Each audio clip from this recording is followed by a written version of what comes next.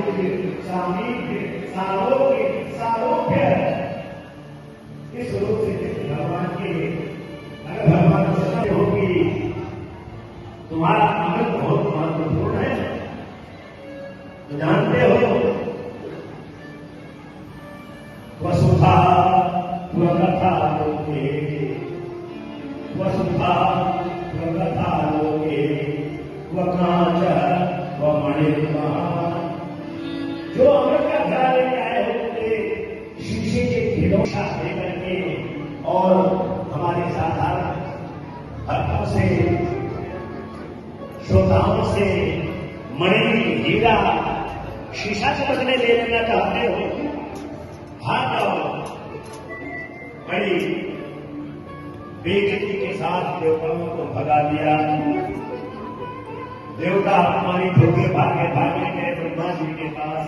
दुहाई सरकार ब्रह्मा जी, आज संसार में बड़ा अपमान हुआ। जो हमारी नित्य पूजा करते हैं, जो मनुष्य हम देवताओं की पूजा करते हैं, उन्हीं की सभा में आज शिवदेव जी ने हमारा बड़ा अपमान किया है, भगा दिया है। कथा का एक वाक्य ने हमें नहीं सुनाया। अभक्तांस विद्याय न ददौ सकथा तपम। क्यों नहीं दिया? शिवदेव जी ने उत्तर दिया।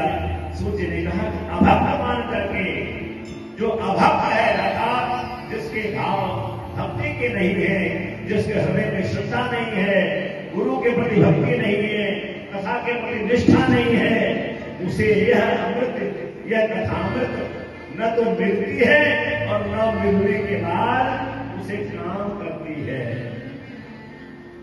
वो दवा ये काम भी नहीं करती, क्योंकि इस दवा को काम करने का, पीने का एक ही इसकी शर्त है, श्रद्धा और भक्ति।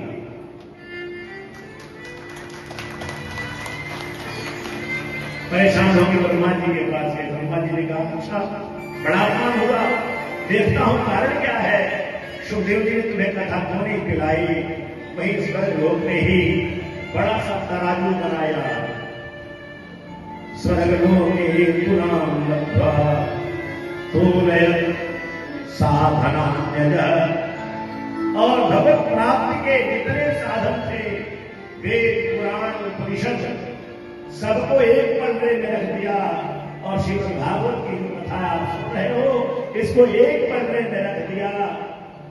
लेकिन श्रीमद् भागवत का पन्ना दवा का दवा ही रह गया।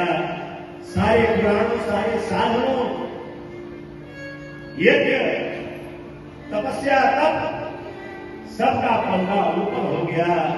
ये केवल पन्ना भागवत का ये सिद्ध कर दिया कि भागवत सुनने वाले को ही भगवत प्राप्ति, परमानंद की प्राप्ति, पर वैकुंठ की प्राप्ति हो सकती है, बाकी को किसी संभव नहीं है।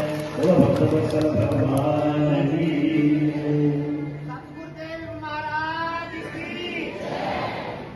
ब्रह्मा जी ने कहा भैया देवता,